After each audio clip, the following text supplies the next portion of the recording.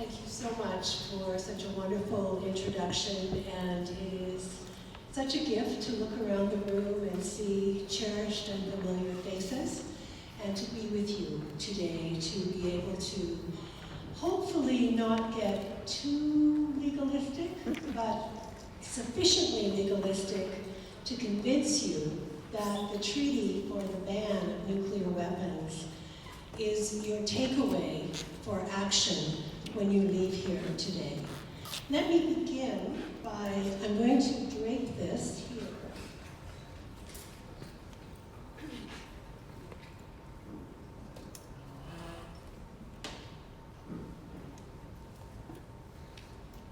So by way of explanation, this was given to me by women from North and South Korea.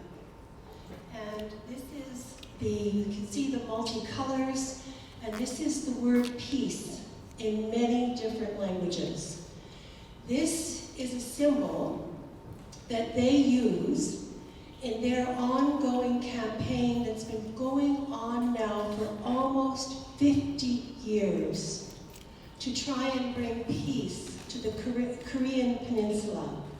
Now, many of you may already know that there are thousands of American soldiers who are stationed in Seoul in South Korea, and there have been many attempts to bring some measure of peace between South and North Korea.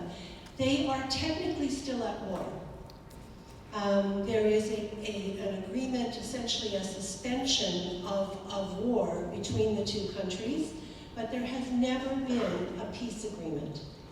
And the leaders, for decade after decade, in trying to bring about peace, have for the most part been women.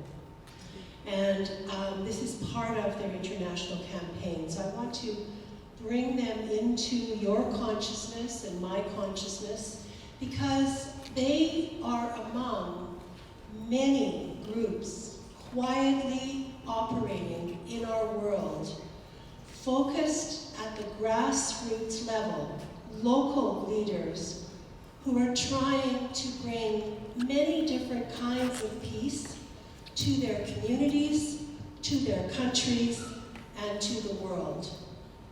And a critical aspect of this quest for peace is to address the issue of nuclear weapons.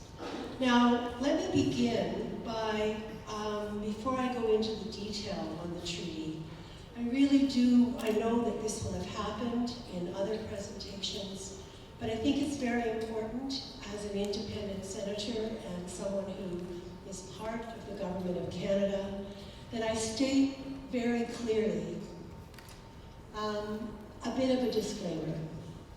And that is, I am an independent senator. So when I took my oath of office, I swore to serve our nation, not a political party. And nobody tells me how to vote. And now, for the first time since the founding of the country of Canada, the majority of senators are independents. So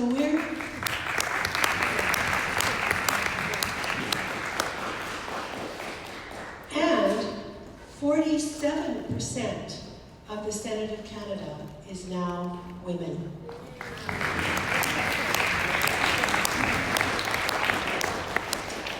So clearly, I'm not speaking for the Government of Canada, but I do want to make it clear that while I have, on a number of issues, major differences with the Government of Canada, and to be honest with you, for my entire career as a human rights lawyer, I work on issues, I work on causes. I don't work with a particular political party necessarily. It depends on the values. It depends on the actions. It depends on what is actually being done or said in relation to the issues that I work on. So as a result of that, for most of the decades that I've been a human rights lawyer, I have worked with many of the political parties, and I have disagreed and respectfully differed with many of the political parties, depending on the time and the issue. Nevertheless, one thing that I have learned the 2.5 years when my job has been primarily in Ottawa, primarily as a parliamentarian, part of our joint, what's called our bicameral system. And for those American brothers and sisters that are with us today, there are some real similarities. Your Senate is elected, ours is not, it's appointed. But we both have bicameral, Latin for two houses, a two-house system of our federal government. In our case, the elected House of Commons with 338 elected members of Parliament, and then appointed through our Governor General on recommendation of the Prime Minister of the day, 105 senators.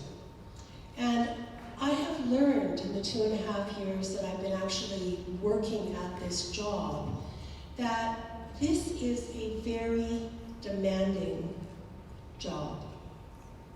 And it's not fully appreciated at all. The incredible emotional and physical challenge and demand that our elected representatives and our senators, but I would say particularly our elected representatives, carry every single day. And something that is a burden on my heart often are the assumptions that are made that there is not very much that's being done in government. In fact, a tremendous number of changes have occurred in certainly the 2.5 years that I've been in the Senate, and it's hard to describe how complex the process is to actually bring about change. So this isn't to offer an excuse, this is just to share practical information about the fact that this is not easy work to do, and it's not rapid work to do. And one of the reasons that it can't be rapid is because this, as with the United States, these are complex countries with many, many different groups within our country, with many different perspectives, many different needs, and many different points of view about what it is that the action needs to be. So when we're making a new law, whether it's a local law within our municipality, whether it's at the provincial or state level, or whether it's at the federal, national level, there are all these different considerations and needs that really must be brought into consideration. It's not possible to create and pass and implement a new law that pleases everyone. It's not possible. And part of the hard job of being a parliamentarian is that we have to make the decision. In order to move ahead, in order to make change, you have to make a decision. And then you have to put resources to the decision, to the new law, in order to implement and make it happen. So I speak today with genuine respect for every parliamentarian working to try to make our countries as fair and as peaceful as we possibly can. And this is a wonderful chance for me just to share with you my perspective, bearing in mind that I am not speaking on behalf. I know that the fact that we are meeting in the heart of the Métis Nation, that we are on Treaty 1 territory in Canada, that we're in the Canadian Human Rights Museum, the first national museum in Canada to be built outside of our capital city of Ottawa, and one of the few museums in this country that has national stature, but also has tremendous investment, money, time, expertise of volunteers at the community level.